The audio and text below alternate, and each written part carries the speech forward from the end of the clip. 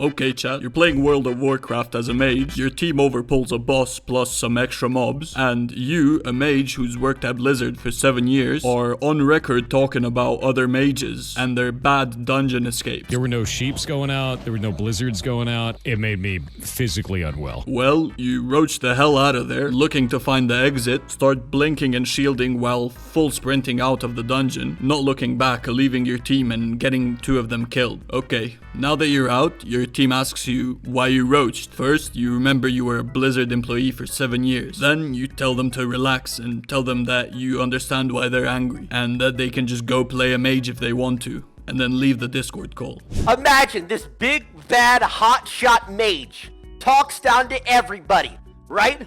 Comes in like strolling in. At the first sign of danger, he roadrunners out of there.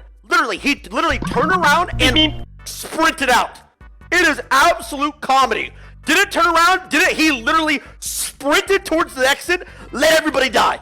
Literally. So him hyping himself up to, and like shit talking actually builds the story.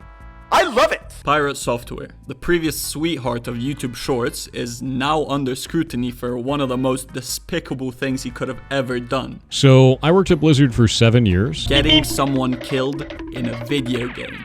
Okay, I was editing this and I was just going through YouTube trying to find footage relating to whatever I'm talking about. And I was watching this Twitch speech that he does at some, I don't know, convention or something. And I see a most replayed spot on YouTube. And I click it. That's all. That's all I have. After he was getting cooked, he came out with this tweet, which I think he thought it was a good tweet because he said we all could have done something better, but everyone just saw it as he's just trying to be like, my team played bad. The first snowball that eventually became an avalanche is the instance we're talking about, Pirate roaching his team. Alright, let me get you up to speed. The main characters are Pirate, the 7-year Blizzard employee, and Yamato. Now, I don't play WoW or watch Pirate, but I do play League. And I know Yamato. This pedophile needs to get shot on sight. This disgusting. Where did he even jump from? So you can imagine my surprise when I heard that Yamato was the calm, collected one. Okay, OnlyFangs is a hardcore WoW content guild. Pirate, Yamato, and 3 others are clearing out a dungeon. They overpull a boss and call a run. In a guild of supposed OGs, run doesn't mean every man for himself. It means walk it out together. But the second Yamato calls run, Pirate blinks 4 times and ice barriers himself while so far away he's 1000% not in danger. He keeps spending his mana, random blinks, shields and other stuff. Then he hovers his mouse over the mana items and doesn't use them. And for the cherry on top, after leaving and getting 2 people killed, he explains how it wasn't even his fault. Everyone else was in the wrong. You weren't paying attention to party resources, you overpulled, and you weren't paying attention to where the boss was. That's not on me.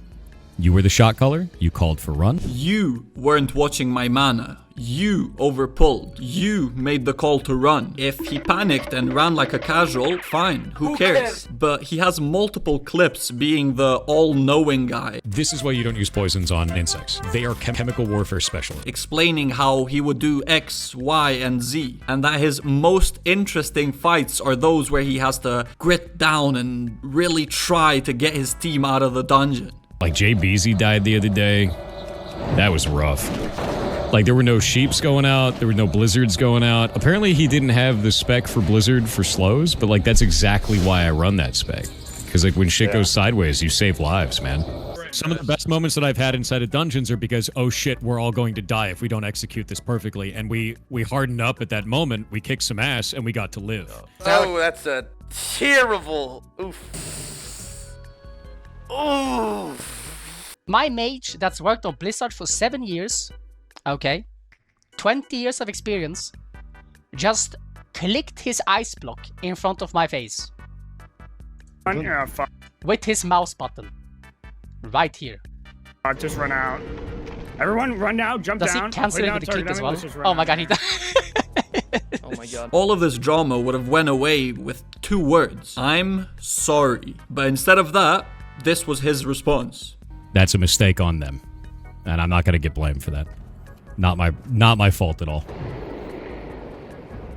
Yeah, not at all. Do you What's see up now? my mana? What am I supposed to do for you? What am I supposed to do? Click the mana gem that gives you mana. What am I supposed to do for you? Use the cloak that gives you mana. What am I supposed to do for you? Don't cast rank 6 blizzard that costs 1200 mana. What am I supposed to do for you? Use the rank 1 blizzard that costs less than 300. What am I supposed to do for you? Stop blinking ahead when no one is even on your screen. That's how far away they are. What am I supposed to do for you? Stop shielding yourself when no one is around and then yelling, I have no mana. Now, after the fact, not a single sane person was on his side. Pirate is supposed to be this voice of a person who's played WoW a really long time, who knows everything, and when it comes down to it, he fucking panicked like a roach and did nothing for his group.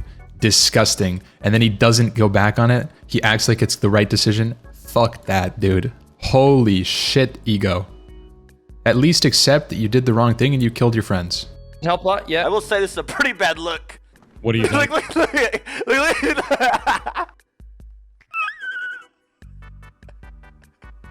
Jesus Christ. We are God. Only Asmongold was. Nothing Pirate Software could have possibly done would have changed the outcome of this fight. You were not paying attention to where the boss's location was. A lot of ways to do that in the future so you don't get more people killed would be to put a marker on the boss's head so it moves around. And that way you can see it through the walls. And that way you don't make a It's pull rage accident. bait. Cycle of life. Oh, it man. was. It was. Nope. Okay, good. So, yeah, not a single sane person. You know you're in the wrong when Asmongold is on your side. There's been like a dead rat in my house for like the past fucking like 3 days. And no one really cared about the wipe. They cared about his arrogance. The Short King's mask started to slip, and underneath was just an arrogant dude.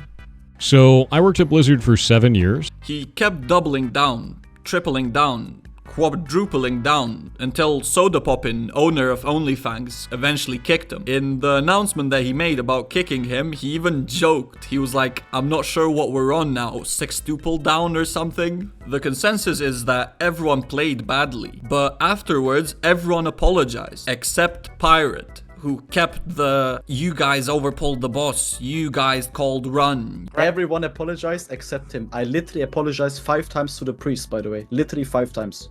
And I still feel sorry. That's a mistake on them. Not my fault at all. I'm not at fault there. I'm correct there for doing that. 100%. Even Meat Canyon dropped an animation, and as always, he hit the nail on the head. I saw this woman breastfeeding her child in a non-optimal way, so being the kind man I am, I showed her how to do it correctly. She got irrationally angry when I proved her wrong and put a curse on me. Pirate was becoming a star on Twitch, breaking milestones, cracking the hype train records twice. Now, if you don't know, a hype train is a timed hype window where viewers extend it by subbing or donating. Thank you so much for the sub. Let me put you on the chalkboard. He also won awards and got Streamer of the Year nominations. On one of the Hype Train streams, Pirate tabs to Discord, and it opens on his DMs with his head mod. They're discussing about the best way to keep the stream going, i.e. the mod donating from a different account, but making sure that Pirate keeps the most amount of money from that, since different types of donations get taxed differently on the platform. For example, a normal sub is taxed roughly 50-50 to the creator and the site. A level 3 sub is more like 60 to 70% in favor of the streamer. And then you have bits, which seems to be the best way to donate to someone. And wouldn't you know it, with minutes or maybe even seconds left on the stream, a TTS pops up from a first-time viewer, 2500 dono, and some message about how I know Kratos, the head mod, in real life. It's so cringe because you know that Kratos is sending this donation and he's talking about how I know Kratos in real... It's so cringe. Now that we know that this was pre-planned, we can just watch Pirate and look at his reaction. Serendipitous Bean with 50,000 bits said IRL friend of Kronos and excited that they are now free from corporate. Stay cool bud and tell Kronos that Ben sends their regards. I'm sorry you had to know Kronos in real life, with just like me. 500 bits said, when is Yar pregnant man going to be real? And if nothing else, it just shows that he'll lie to his audience to their face without a care in the world. He actually tried to explain himself about this, but he was just clearly grasping at straws. He was talking about how on his earlier Hype Train streams, people would reach out to the top donators and I guess ask for money, but it still doesn't make sense because the guy donating, he's your head mod. He isn't just some rando that's just donating to you. And I understand that you're upset at me, but you have to stop making shit up to be mad about. It's stupid at this point. In this house, we solve puzzles. And we don't look up the answers. Because where the hell's the fun in that, bud? That seems like a fine thing to say. Why would you want to look up the answers? There's no real reason. Well, unless you have been lying about being a genius hacker puzzle master, you might have a reason to cheat at a puzzle game. It's actually pathetic seeing a multi-millionaire famous streamer having such a fragile ego that he has to ego boost by faking his puzzle solving skills. It's the lengths. I mean, it's so obvious he's looking up answers in his phone, because every time he gets stuck, he reaches for his phone that's off screen, and after 2 minutes of him staying on his phone, he has a aha, eureka moment. Or in his instance, wait a minute, wait a minute, chat, wait a minute. I'm not even exaggerating. Every time he looks at his phone, it takes like maximum 2 minutes for him to magically find the solution. Exhibit A, Outer Wilds. Now, Outer Wilds is a well-known, pretty hard puzzle game. One of the mechanics in the game is things that are made out of quantum material, I guess, that teleport when the player is not observing them. So this is a quantum object. When you look away, it moves. And Pirate finds that out pretty quickly. But then he goes up to some portal and it says that the portal will not teleport if it's being observed or if a picture is taken and is observed that way. It takes our genius 8 minutes of looking at chat and then 2 more extra minutes of looking at his phone, most likely Googling the answer, to finally have a eureka moment being like, wait a minute, I can take a picture and it won't move. But it didn't take him 15 minutes to understand. It took him 15 minutes to suck ass and then Google it. I'm gonna try it. And again, just like the previous dramas, it doesn't matter. The action doesn't matter. What matters is his mightier than thou, in this house we solve puzzles, we don't look up the answers. For example, in this one instance, he goes up to a wall and sees a symbol, and he just knows what it is. But he still hasn't gotten to that part where it explains what that sign is. Okay, so in this game, there's this moon that's made out of quantum material, I guess, and he goes and lands on it. The way you figure that puzzle out is that there's a tower there, and when you look away, it teleports to a different place. And you have to make sure that you go all the way to the North Pole on the tower, and then get in, turn all the lights off, and then it'll teleport since you can't see it anymore, and then you're in a different planet and you've solved the puzzle. Guess what our genius does the second he's there? He lands on the planet, doesn't even know that there's a tower that he needs to go on. He just starts running, talking about, where's the North Pole of this thing? I need to get to the North Pole. I'm gonna try and get into the North Pole on this thing. Okay, next thing. He goes on this planet that's basically collapsing on itself. There's a broken down monument that he needs to climb to the second story of, but he can't, because the way you beat it is that you actually wait for it to collapse, and then there's no gravity, so you can just climb up in the roof. So Pirate stays on his phone for a couple of minutes after the planet blows up, and then just turns around, goes in, finds the clue, whatever. But guess what about the clue? The clue is the explanation about the figure of something that he's already completed, so he doesn't even need it. Next, there's a planet that's made out of electricity, and the way that you go in is that when you meet a lost astronaut in a certain planet, he will give you a hint about going inside one of the electrocuted jellyfish from the bottom, because if you try from any other sides, you'll get electrocuted. So let's see what Pirate does. The second he goes on the planet, he looks at the jellyfish and tries to go in from the bottom, but since he's in the ship, he can't, because he has to be out of the ship. Okay, not much wrong with that.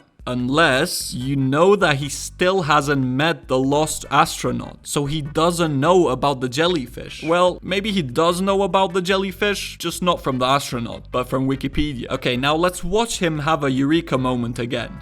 Here's a phone moment. Phone moment number 3. There's electricity coming out of the top of the damn thing. There's electricity coming out of the sides, but there's not electricity coming out of the bottom. Wow. Wow. Oh, look, no electricity at the bottom.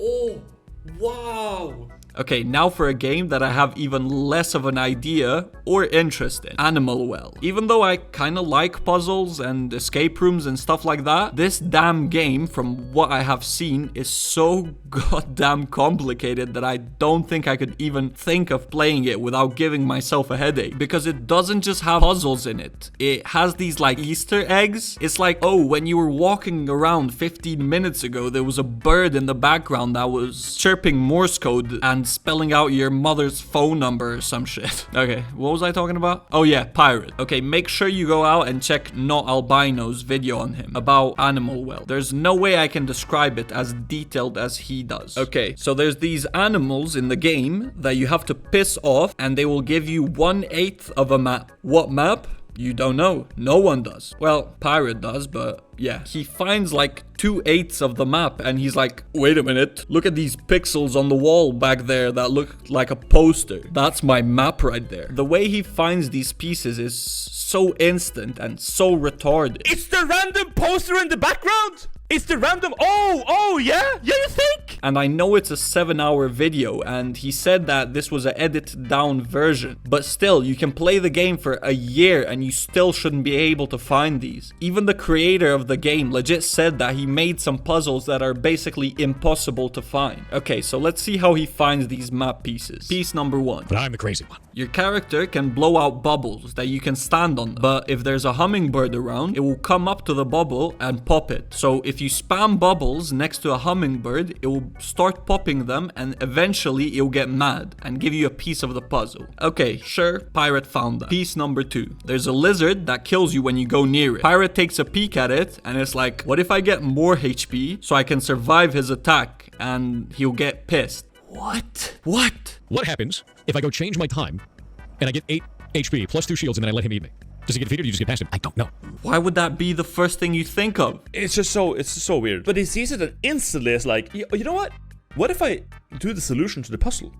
Okay, so now he needs more HP. So how does he get it? Well, there's a groundhog that gives you a potion that gives you 1 extra heart at some point in the game. He goes up to him and instantly just quits the game, changes the time on his PC, and then the hog gives him another potion. He just instantly knows that. Piece number 3. There's a kangaroo that can spawn in 5 different areas of the map, but you have to find him on 1 exact piece of the map, trap him, and throw a firework to piss him off.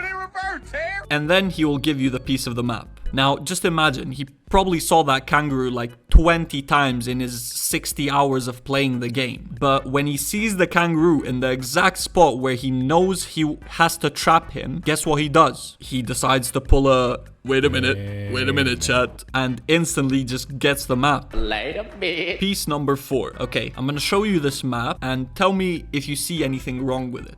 Nothing? Good answer. But if you were Pirate, you would see this divot on the ground that you can dig up. And you might be thinking, wait a minute.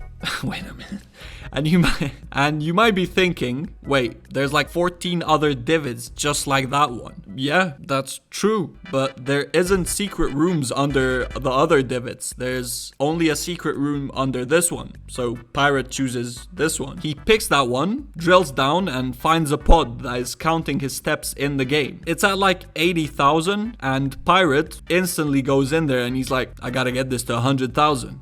What happens when we get to 100? Oh, god damn it, dude. And guess what? That's the solution. You have to be inside the pod when it hits 100,000, and then you get the piece of the map. All of this is to say that this is the bed he's made, and he feels like he has to lay on it now, constantly having to solve every puzzle that is in front of him. He's made himself out to be this mastermind who used to be a hacker for the US government, hacking power plants because the US reached out to him after he won some hacking convention for 3 years in a row. And when I got my first black badge, it was like, hey, that's kind of cool, man. And then I went and did it again the next year.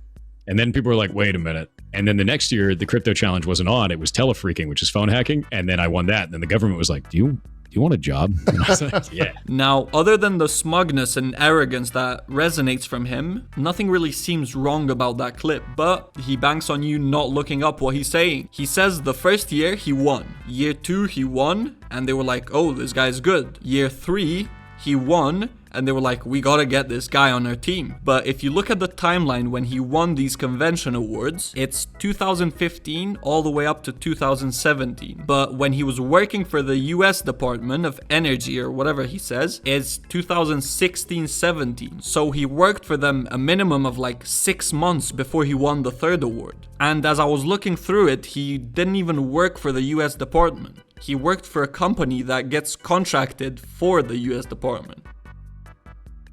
Stop Killing Games is a movement that was started by Ross Scott, a veteran of YouTube who felt that games are becoming too predatory for the consumer side. And this has been obvious for some time now. But Scott, from what seems like the kindness of his heart, decides to start a petition about games in the EU to have an end-of-life plan. He made a clear document detailing the requests of SKG in hopes to make sure that people don't misunderstand the goal of it. So the groundwork was laid down by him. Now it was time for the gaming community to step up. In order for this to go through, 1 million signatures were needed. The start was looking pretty good, but at roughly 300,000 signatures, the SKG video and document somehow landed on the desk of Pirate. And not only did he misunderstand the intention of the movement, he would honestly just start slandering the movement. It made no sense, and when he told them to not support this movement, they stopped supporting it. The idea that suddenly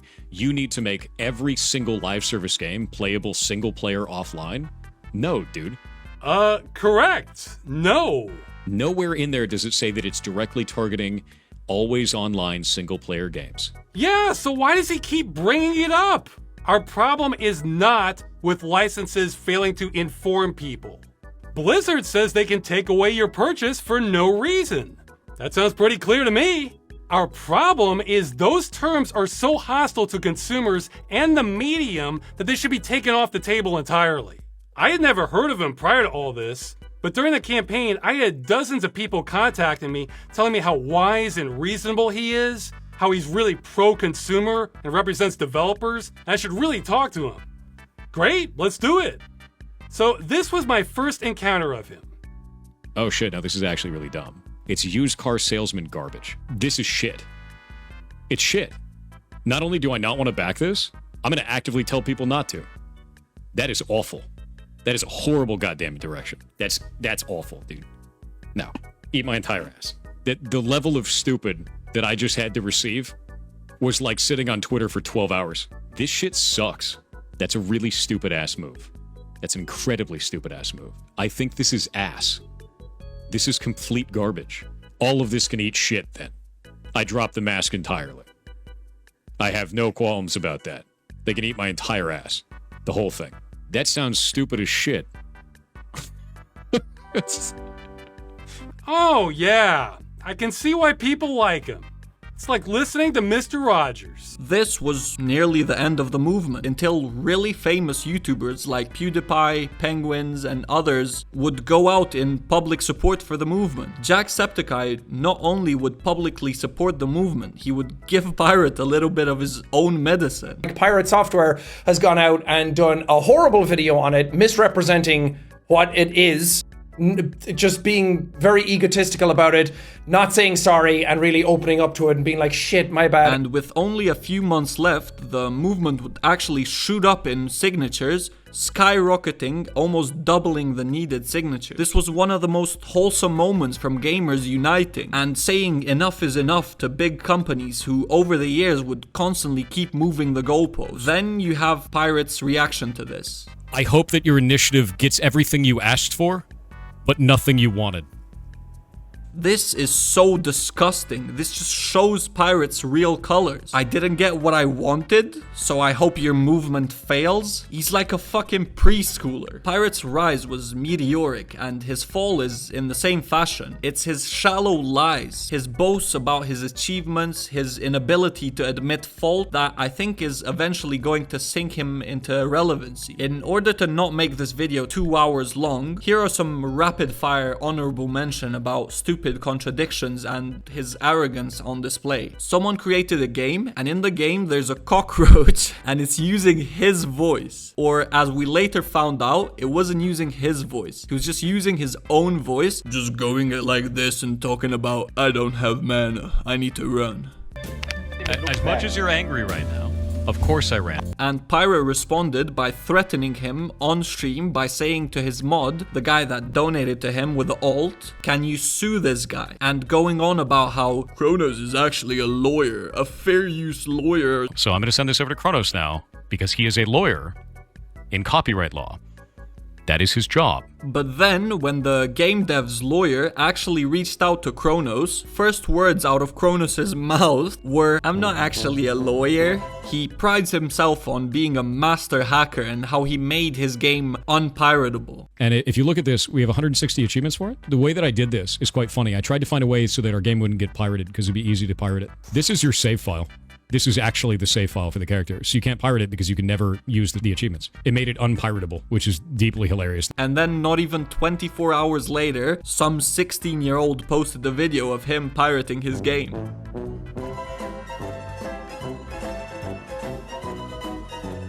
I don't like Mr. Robot. I'm just gonna leave it at that. I don't like Mr. Robot. I don't like Mr. Robot because they took some information that they should not have taken from a write-up that I did on some puzzles that I solved at DEF CON, and then they put them into an episode of the show, and I found out about it. And the only source for that knowledge was my write-up. Maybe don't put things in your episode if you don't know what it is. Maybe don't do that. Idiots. Mr. Robot stole his solved puzzle and they put it in the show. And the only place they could have gotten this puzzle is obviously from Pirate. Only he could have solved this. Oh wait, the guy who created the puzzle in the first place works for the show Mr. Robot? Wait, could that mean that maybe the guy that works for the show gave them the puzzle? No. They must have gotten it from Pirate. This is why you don't use poisons on insects. They are chemical warfare specialists. Okay, now there's other things that people are mentioning about him, but I'm not really sure about their relevance to what we're talking about here. I mean, there's allegations about him faking his voice, which seems to have some merit, but is also useless. Who cares if he's faking his voice? Every good hot dog needs to be peeled. Every good hot dog needs to be peeled. Went back to the doctor. Doctor's like, hey, sometimes in your early 30s, your voice can change as a man, and it's effectively second puberty. And the other one is that he used to be a furry, which is even less interesting. Who the hell cares what gets this guy's hard? I don't know, I just found this kind of weird when I saw a video of someone talking about Pirate and they were like, breaking news, Pirate was a furry. Who the hell cares? Who cares? Who cares, brother? Who cares, brother? Who cares? Also, whoever said World of Warcraft, WoW is not difficult. And that's coming from someone who is a mythic raider, dude. It's never been difficult at all. Here's how you beat WoW. Stop standing in fire, you dumbass. That's it. That's 100% it.